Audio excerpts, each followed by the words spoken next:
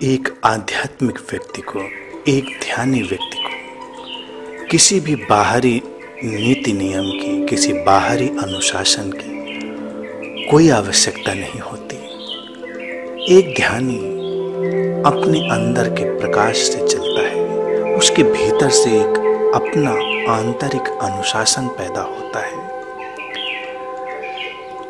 अक्सर लोग पूछते हैं कि एक ध्यानी को कैसे जीना चाहिए, उसे क्या खाना चाहिए, क्या पीना चाहिए, उसकी जीवन शैली क्या होनी चाहिए। लेकिन अगर कोई जीवन शैली तुम्हें बाहर से दी जाती है तो ये तुम्हारी प्रतिभा के विरोध में है, तुम्हारी गरिमा के विरोध में भी है।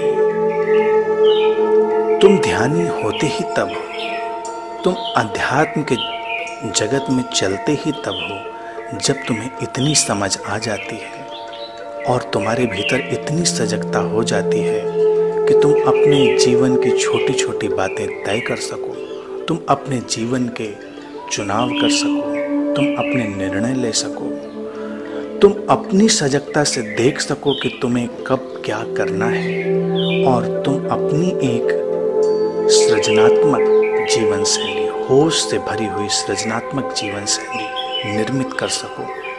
कोई इसे तुम्हें दे नहीं सकता। अगर कोई इसे तुम्हें बाहर से देगा तो तुम कमजोर हो जाओगे, तुम्हारे भीतर मंदता आएगी। एक आध्यात्मिक व्यक्ति को, एक ध्यानी व्यक्ति को कोई भी बाहर से नहीं बता सकता कि उसे क्या खाना है, क्या पीना है। ये तो उसे स्वयं तय करना है कि उसके शरीर मन के लिए क्या अनुकूल है, उसकी जीवन यात्रा में उसके लिए क्या उपयुक्त है।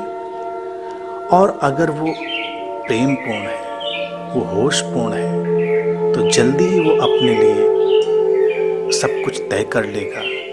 उसकी जीवन शैली में ज़्यादा से ज़्यादा करुणा प्रवेश कर जाएगी। वो जो भी कर रहा होगा उसमें हिंसा धीरे धीरे विदा होती चली जाएगी। बहुत सारी हिंसक गतिविधियां तुम अनजाने में, अचेतन ढंग से करते हो और एक ध्यानी चेतना से भर रहा है, उसके जीवन से हिंसा धीरे धीरे विदा होती चली जाती है।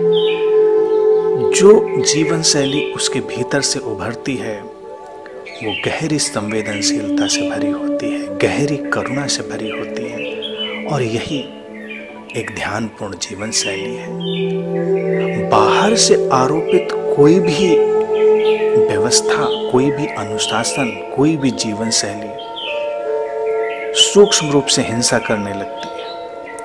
तो जो लोग उस प्रकार अपना जीवन जीते हैं, तुम अगर उन्हें देखोगे तो वो सूक्ष्म रूप से हिंसक हो गए हैं।